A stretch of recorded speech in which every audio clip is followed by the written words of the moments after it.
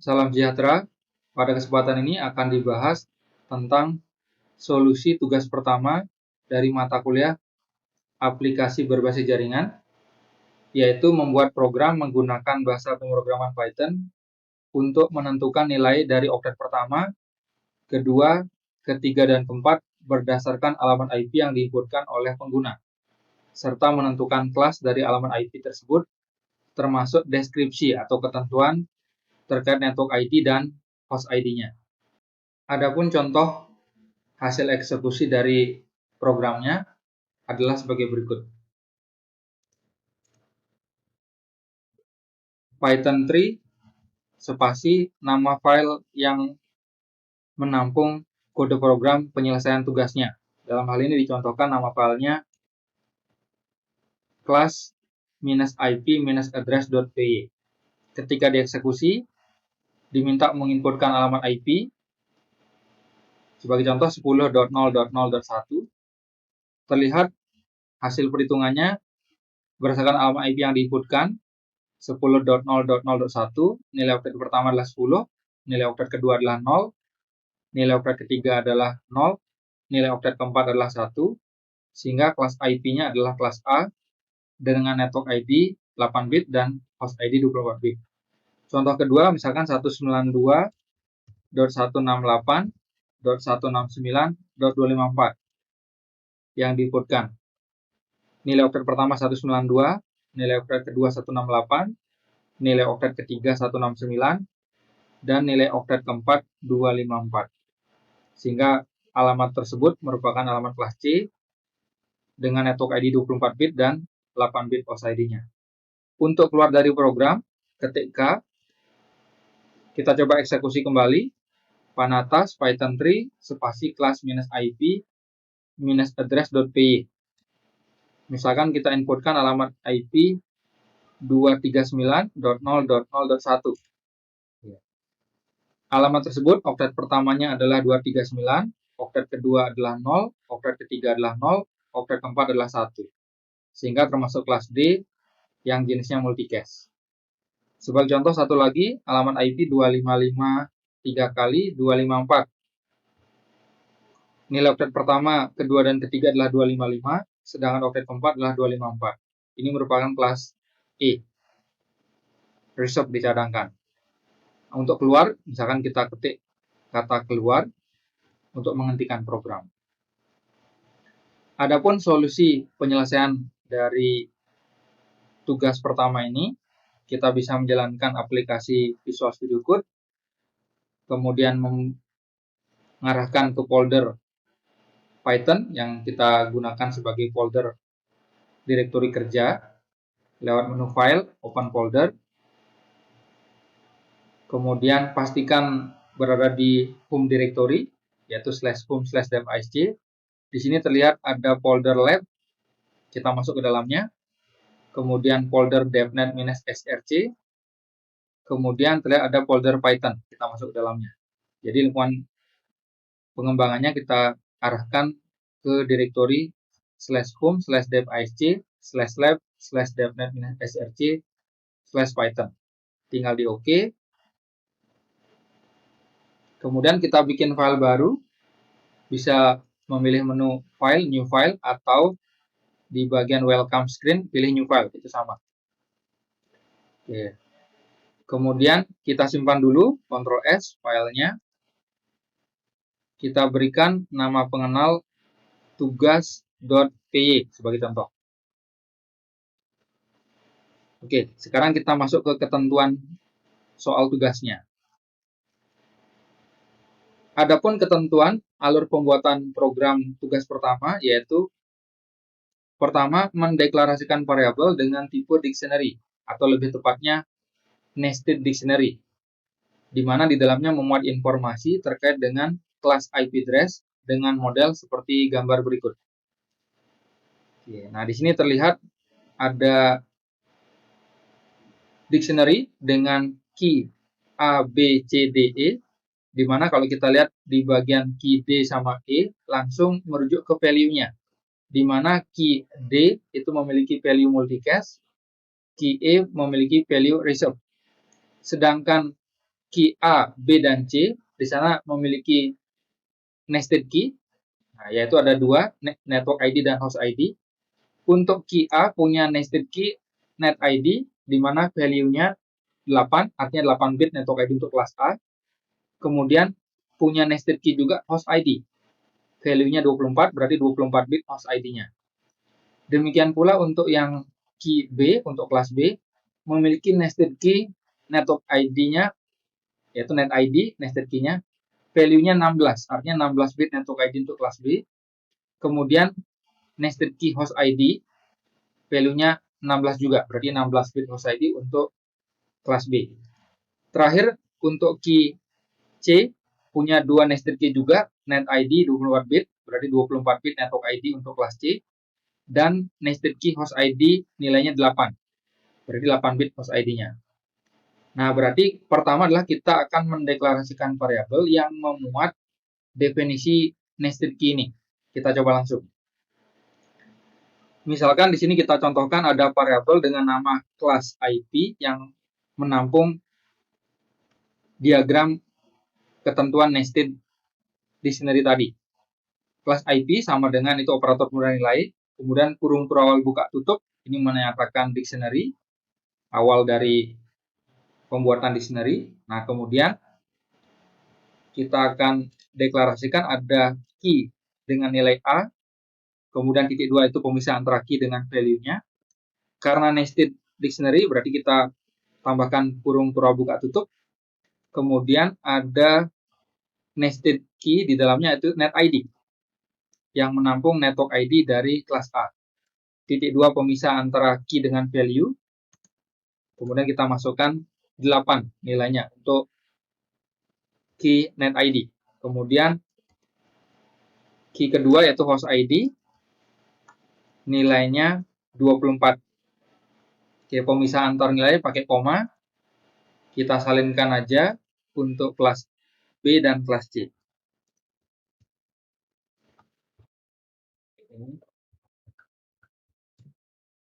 Kita sesuaikan untuk key B, network ID-nya adalah 16 bit, host ID-nya adalah 16 bit. Key-nya, key value-nya. Kemudian kelas C, network ID-nya adalah 24 bit, host ID-nya adalah 8 bit. Kemudian kita masuk ke key D, kemudian value-nya adalah multicast. Koma sebagai pemisah. Kemudian E yang terakhir, reserve. Oke. Kita sudah mendeklarasikan variabel dengan nama kelas IP yang di dalamnya memuat ketentuan nested dictionary yang ditentukan pada soal. Untuk menguji kita coba tampilkan menggunakan fungsi print, nama variabel dictionary-nya kelas IP. Kita simpan, Ctrl S, kemudian kita coba eksekusi, run without debugging. Oke, hasil eksekusinya ada di bagian bawah di terminal. Rekan-rekan juga bisa mengeksekusi menggunakan perintah langsung di terminalnya, Python 3 nama filenya yaitu tugas.py. Oke, hasilnya sudah terlihat, berarti deklarasi nested dictionary-nya sudah oke. Berikutnya kita akan komentari sehingga kita tidak menjalankan lagi eksekusi perintah baris ke-8 untuk menampilkan isi dari variabel kelas IP. Kita kasih tanda pagar, kita simpan. Oke, berikutnya kita masuk ke ketentuan yang kedua. Meminta inputan dari pengguna untuk memasukkan IP dengan pesan masukkan nama IP. Di mana masukkan nama IP ini akan terus berulang sampai ketentuannya jika ditekan K atau keluar baru keluar dari inputan pengguna. Berarti di sini kita menerapkan perulangan. Kita gunakan perulangan while. Kita langsung buat kode programnya. While true. Jadi selama kondisinya masih true, dilakukan terus perulangan, yaitu kita tampung dalam variabel alamat IP sama dengan operator pemudahan nilai, dari hasil input pengguna. Jadi kita memanggil fungsi input untuk meminta pengguna memasukkan alamat IP, masukkan alamat IP. Oke, jadi hasil inputan dari pengguna, yaitu keterangannya masuk alamat IP, dijadikan inputan untuk nilai variabel alamat IP. Berikutnya, kalau kita ingin tampilkan agar ada pemisah antara inputan pengguna dengan perhitungannya, kita tambahkan di baris 11 print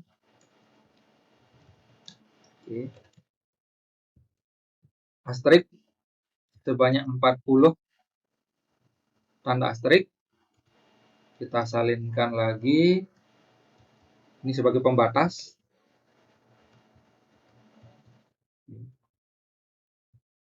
Nah, kemudian kita akan tampilkan nilainya ke layar. Nilai alamat IP yang diinputkan oleh pengguna.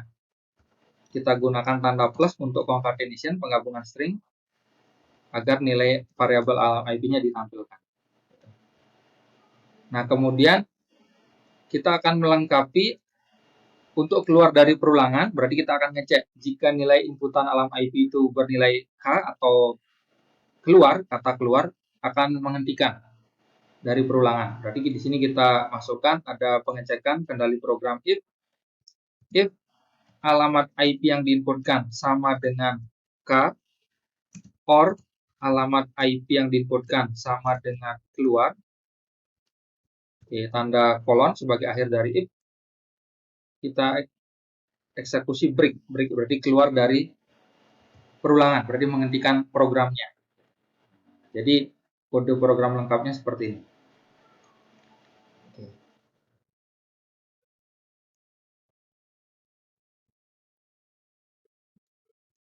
Nah, kalau sudah kita simpan, kemudian kita coba eksekusi. Oke, ini saya tata biar terminalnya lebih luas. Run without debugging. Nah, di sini diminta menginputkan alamat IP sebagai contoh 10.0.0.1.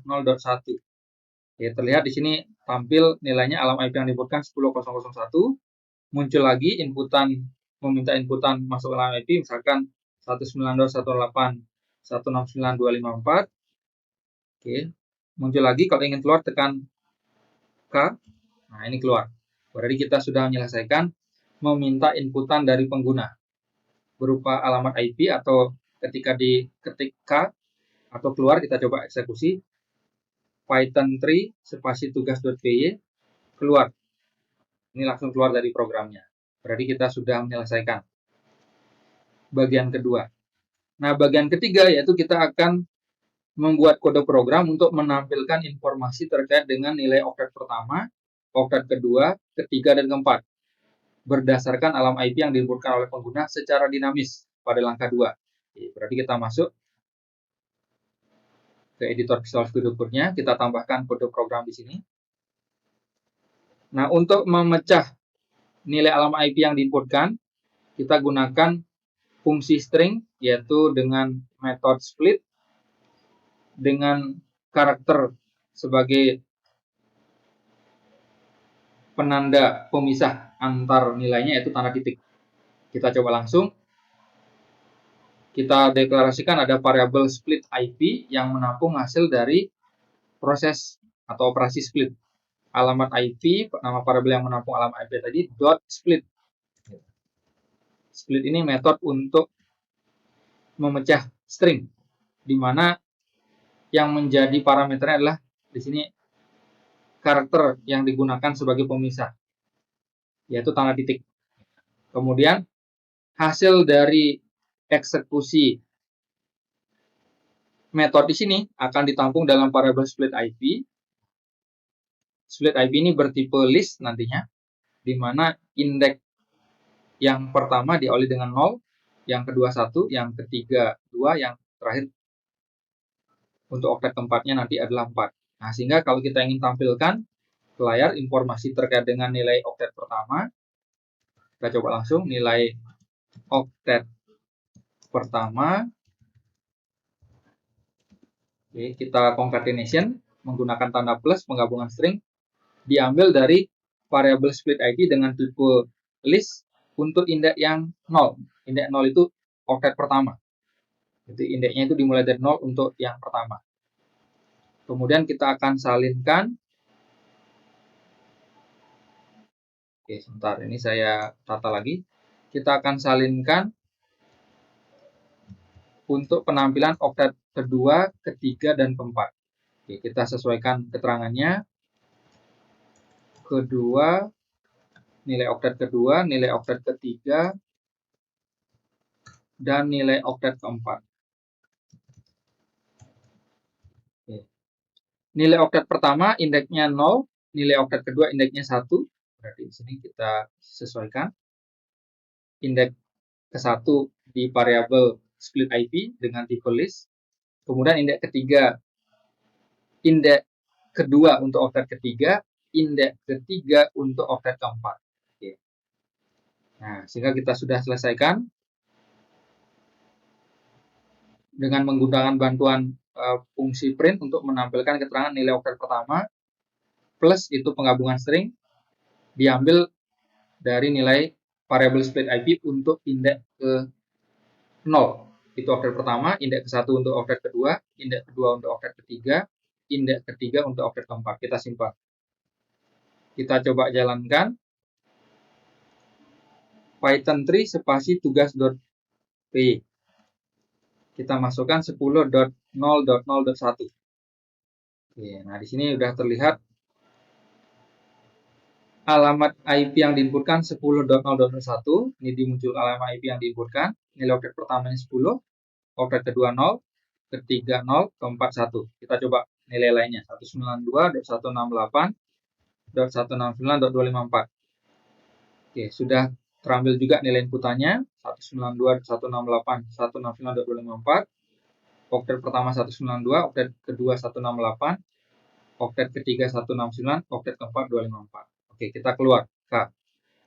Berarti kita sudah menyelesaikan untuk operasi memecah nilai alamat IP tadi sehingga ketemu IP pertama, nilai oktet pertama dari IP tersebut, nilai oktet kedua dari IP tersebut, oktet ketiga, dan oktet keempat. Berikutnya, bagian keempat yaitu diminta melengkapi programnya untuk menampilkan informasi terkait dengan kelas IP. Sebagai informasi, kelas IP itu diperoleh dengan ketentuan nilai dari oktet pertama yang dibandingkan dengan ketentuan nilai rentang desimal ini. Kalau kelas A 1 sampai dengan 126, nilai desimal dari oktet pertamanya. Kelas B 128 sampai dengan 191. Kelas C 192 sampai dengan 223. Kelas D 224 sampai dengan 239. Kelas E 240 sampai dengan 255. Nah, kita coba lengkapi kode programnya. Oke, berarti di sini kita akan deklarasikan variabel misalkan oktet 1 yang menampung nilai dari variabel split IP untuk indeks 0, yaitu yang menyimpan oktet pertamanya. Karena split IP di sini dianggap string, nanti untuk itu kita akan ubah konversi menjadi integer sehingga kita bisa bandingkan menggunakan perintah int dalam kurung nama variabel yang menampung oktet pertama yaitu split IP indeks ke 0. Oke. Berikutnya kita akan menggunakan kendali program if. If oktet 1 lebih besar sama dengan 1 and oktet 1 lebih kecil sama dengan 126. Oke. Nama kelasnya adalah kita deklarasikan variabel kelas yang menampung nama pengenal kelasnya yaitu kelas A. Elif oktet 1 lebih besar sama dengan 128 and oktet 1 lebih kecil sama dengan 191. Oke. Kelas B. Nah, ini kita salin aja. Kelas sama dengan B. Kita salin saja untuk penentuan kelas C, kelas D, dan kelas E. Serta kalau misalkan di luar itu nilai tidak valid. Else kelas sama dengan nilai tidak valid. Nah, kita sesuaikan kode programnya. Kelas A dan kelas B tadi sudah sesuai. Yang kelas C, elif oktet pertama lebih besar sama dengan 192, N oktet pertama lebih kecil sama dengan 223. Itu adalah kelas C. Kemudian yang kelas D, itu oktet pertamanya lebih besar sama dengan 224 sampai dengan tadi 239. Berarti N oktet 1 lebih kecil sama dengan 239. Kemudian untuk berikutnya, elif oktet pertama lebih besar sama dengan 240. N oktet pertama lebih kecil sama dengan 255. Jadi jika rentangnya 20 sampai dengan 240 sampai dengan 255 itu termasuk kelas E. Else lainnya kita cantumkan keterangan di variabel kelas, yaitu keterangannya nilai tidak valid. Oke, nah berikutnya kita akan tampilkan print kelas IP diambil dari variabel kelas tadi. Oke. Nah, kita coba eksekusi.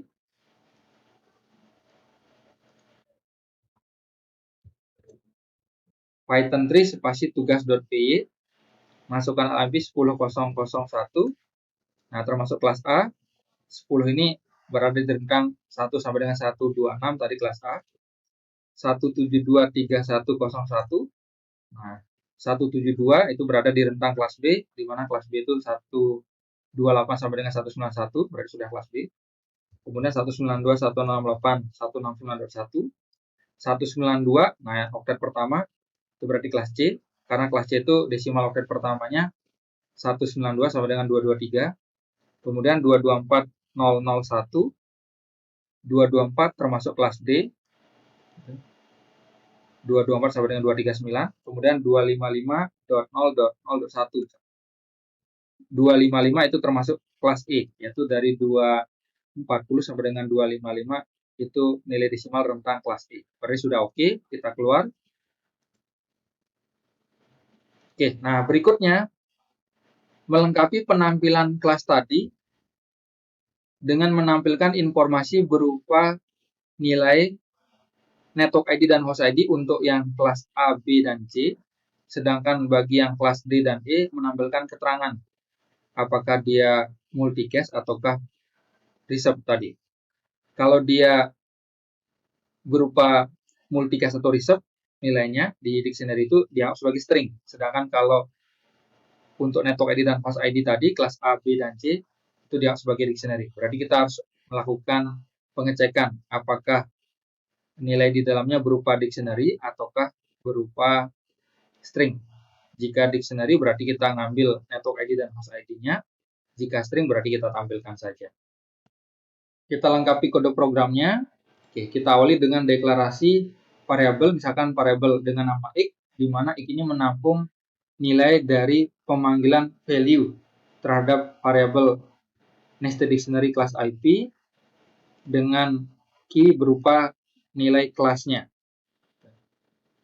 Kemudian kita coba tampilkan nilai x-nya ke layar biar sebagai gambaran bahwa value sudah kita ambil berdasarkan key kelasnya yang dihitung.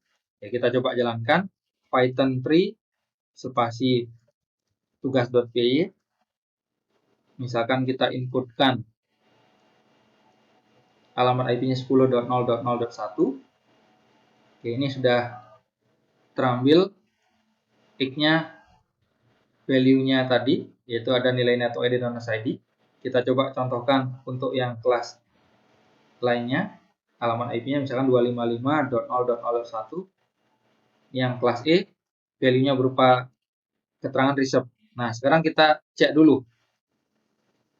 Untuk kelas D dan E, kalau kita lihat di diagram ini, D dan E itu menggunakan value berupa string, yaitu kata multicast dan reserved. Sedangkan untuk key A, B, C itu tipenya dictionary, yaitu nested dictionary. Kita coba verifikasi. Untuk mengecek tipenya, di sini kita bisa tampilkan type X. Jadi kita ingin tampilkan tipenya. Oke, kita coba jalankan kembali. Kita keluar dulu. Python 3 spasi tugas.py. Misalkan IP-nya 10.0.1. Berarti tipenya dictionary. Untuk yang kelas A, yaitu yang ini, tipenya dictionary. Nested dictionary. Kemudian kalau yang kelas lainnya yaitu kelas E, misalkan IP 255.0.0.1, ini kelas E, tipenya string, yaitu kata reserve. Yang kelas D kita coba 239.0.0.1. Ini kelas D juga string, yaitu string multicast. Nah, berarti dari sana kita bisa jadikan acuan. Kita keluar K, berarti di sini kita ngecek jika X itu tipenya adalah string, tampilkan keterangan berupa string multicast atau reserve tadi apa adanya. Namun jika tipenya dictionary berarti kita merujuk ke nilai dictionary-nya, yaitu net ID dan host ID yang ditampilkan. Untuk itu kita lakukan pengecekan menggunakan kendali program if di sini.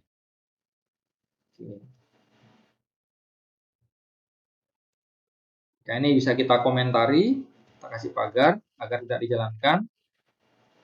Jika ada fungsi yang kita gunakan untuk mengecek value-nya itu bertipe apa, apakah string ataukah dictionary, yaitu isInstant. If isInstant, X itu adalah str jika string. Kita akan tampilkan keterangan menggunakan bantuan fungsi print, yaitu keterangan class IP.2 plus itu penggabungan string concatenation, tampilkan isi variabel class, kemudian disambung concatenation lagi dengan kurung buka tutup, dan keterangan yang ditampilkan di sini kita concatenation, yaitu memunculkan nilai dari X karena dia berupa string, berarti bisa langsung ditampilkan. Jadi isian variabel X-nya langsung ditampilkan. Sebaliknya, else, kita salinkan, kita sesuaikan sedikit di kode programnya.